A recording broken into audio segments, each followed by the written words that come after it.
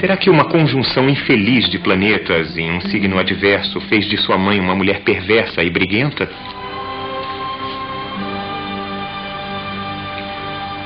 Se tais coisas fossem predestinadas pelas estrelas, então talvez houvesse padrões ocultos sustentando o caos imprevisível da vida diária.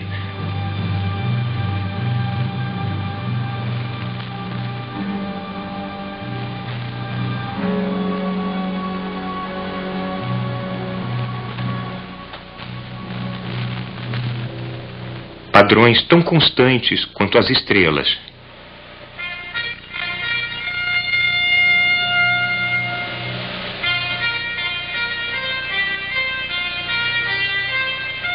Mas como se pode descobri-los? Por onde começar? Se o mundo e tudo nele foi obra de Deus, então não se devia começar com um estudo cuidadoso da realidade física? A criação toda não foi uma expressão das harmonias na mente de Deus? O livro da natureza esperou 1500 anos por um leitor.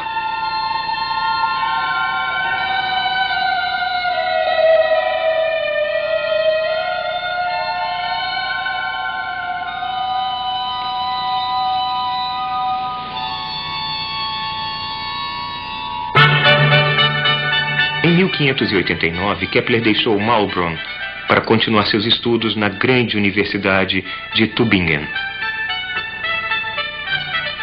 Foi uma liberação encontrar-se entre as correntes intelectuais mais vitais da época. Um de seus professores revelou a ele as ideias revolucionárias de Copérnico. Kepler apreciou essa comunidade urbana erudita. Aqui, o seu gênio era finalmente reconhecido.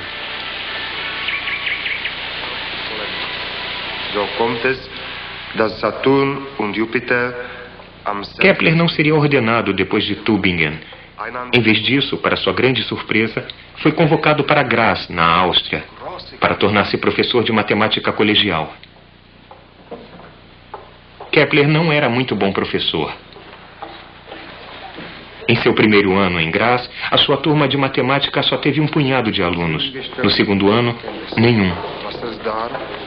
Ele resmungava, divagava e era às vezes totalmente incompreensível. Ele era distraído por um clamor incessante de especulações e associações que passavam por sua cabeça.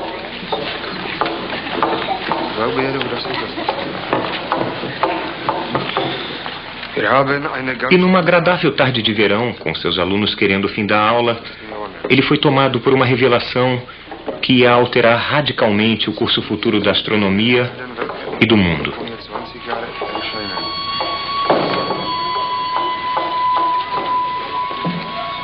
Havia apenas 6 planetas conhecidos em seu tempo: Mercúrio, Vênus, Terra, Marte, Júpiter e Saturno. Por um tempo, Kepler ficou pensando: por que só 6 planetas? Por que não 20 planetas ou 100? E por que esse espaçamento em particular entre suas órbitas? Ninguém jamais havia feito tais perguntas antes. Durante uma aula de astrologia, Kepler inscreveu dentro do círculo do zodíaco um triângulo com 3 lados iguais. Ele então notou, quase que por acaso, que um círculo menor inscrito dentro do triângulo tinha a mesma ligação com um outro círculo do que a órbita de Júpiter com a órbita de Saturno. Pode uma geometria similar relacionar as órbitas de outros planetas? Kepler lembrou dos sólidos perfeitos de Pitágoras. De todas as formas tridimensionais possíveis, havia 5, e apenas 5, cujos lados eram polígonos regulares. Ele acreditava que os 2 números estavam ligados, que a razão de haver apenas 6 planetas era que havia apenas 5 sólidos regulares. Nesses sólidos perfeitos, aninhados um dentro do outro, ele acreditava ter descoberto os apoios invisíveis para as esferas dos 6 planetas.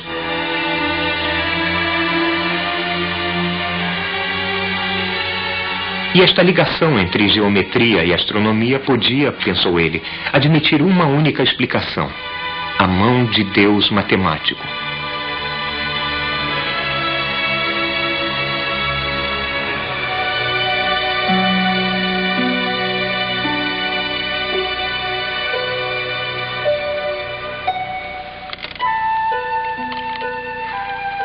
O prazer intenso que eu tive com esta descoberta jamais pode ser dito em palavras, disse ele. Agora eu não fico mais abatido no trabalho.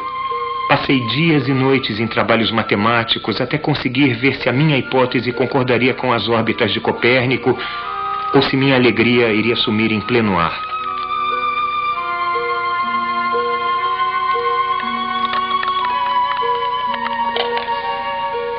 Mas não importa o quanto ele tenha tentado.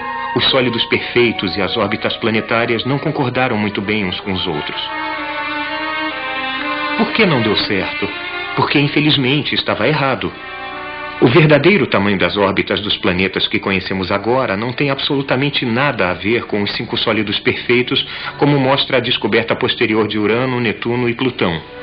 Mas Kepler passou o resto da vida perseguindo esse fantasma geométrico. Não conseguiu abandoná-lo e não conseguiu fazê-lo funcionar.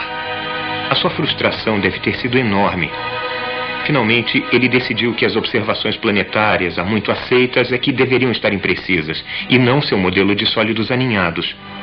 Só havia um homem no mundo com acesso a observações mais precisas. Esse homem era Tycho Brahe, que por acaso tinha escrito recentemente a Kepler para que fosse trabalhar com ele. Kepler ficou relutante a princípio, mas não tinha escolha.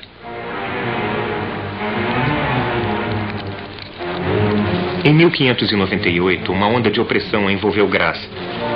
Ela foi encabeçada pelo arquiduque local, que jurou restaurar a fé católica na província e, em suas próprias palavras, preferia fazer do país um deserto a governar hereges.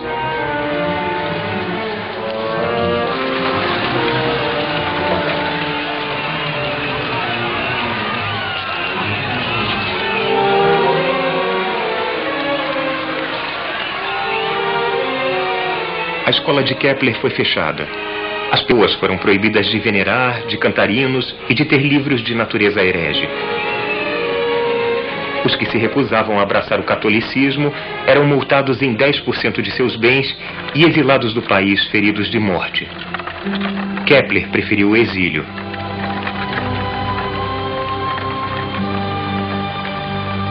Hipocrisia eu nunca aprendi. Eu falo sério sobre fé. Não brinco com isso.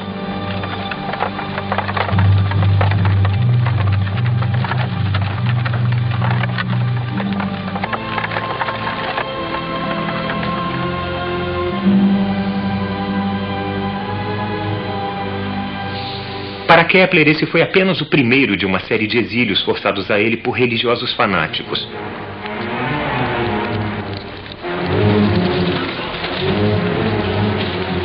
Agora ele resolveu aceitar o convite aberto de Tycho Brahe. Brahe, um rico nobre dinamarquês, vivia em grande esplendor e recentemente tinha sido designado matemático imperial em Praga. Kepler deixou Graz com a esposa e a enteada e partiu para a difícil jornada. A esposa de Kepler não era uma mulher feliz. Ela era cronicamente doente e tinha perdido 2 crianças. O próprio casamento não era um conforto. Ela não entendia o trabalho do marido e via sua profissão com desprezo.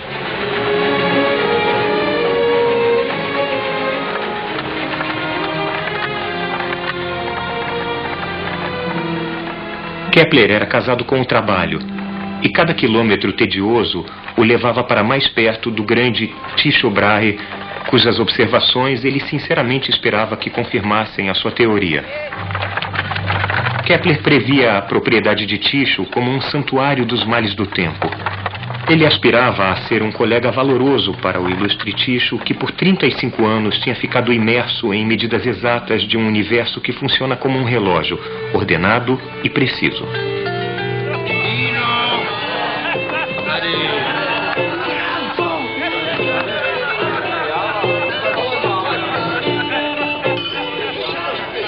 Mas a corte de Tycho não era nada do que Kepler esperava.